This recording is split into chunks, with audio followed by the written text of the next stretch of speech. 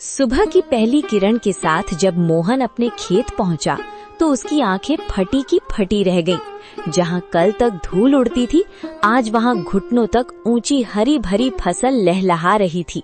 बड़े बड़े चमकदार आलू और मोतियों जैसे मटर के दाने। तभी वहां से काला गुजरा। काला हैरानी और चिढ़ के साथ, अरे मोहन, ये क्या तमाशा है? कल शाम तक तो यहाँ मिट्टी उड़ रही थी और आज एक ही रात में इतनी बड़ी फसल। कौन सा गड़ा हुआ खजाना हाथ लग गया है तेरे?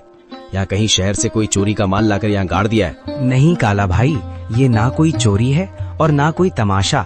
ये तो ऊपर वाले की मेहरबानी है। कल एक घायल चिड़िया की मदद की थी, बस उसी की दुआओं ने आज ये रंग दिखाया है।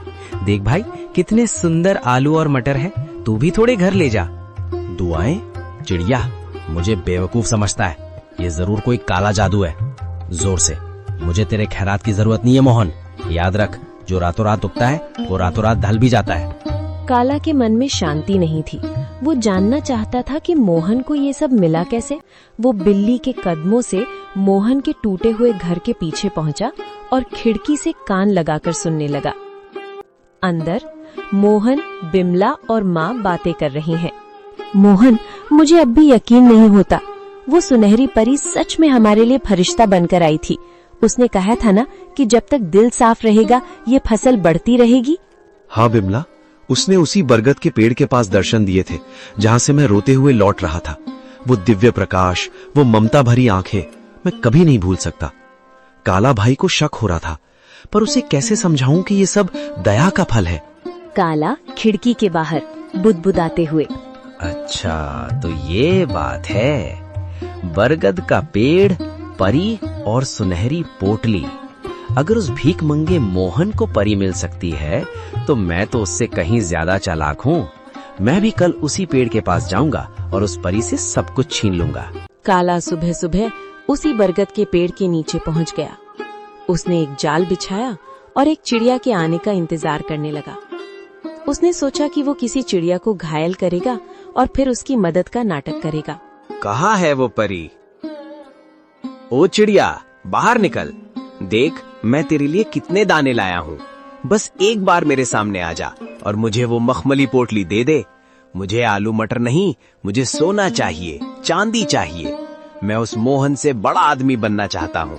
काला घंटों चिल्लाता रहा।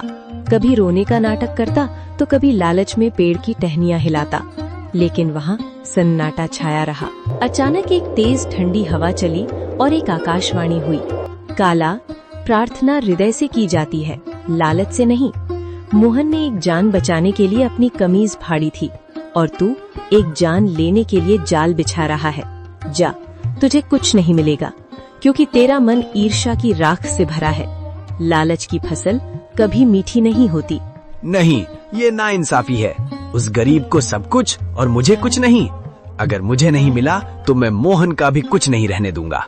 मैं आज रात उसके खेत को शमशान बना दूंगा। मोहन ने पहली फसल घर लाई। बिमला ने जब आलू और मटर की सब्जी बनाई तो उसकी खुशबू पूरे गांव में फैल गई।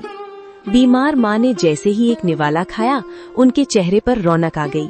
पिताजी, ये आलू तो बहुत मीठे हैं। क्या ये सचमुच हमारे खेत के हैं?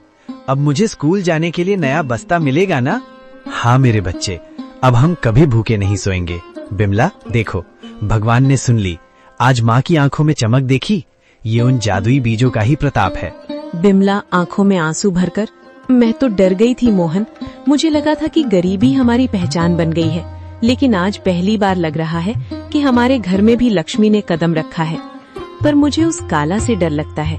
उसकी नजरें हमारे खेत पर जमी हैं।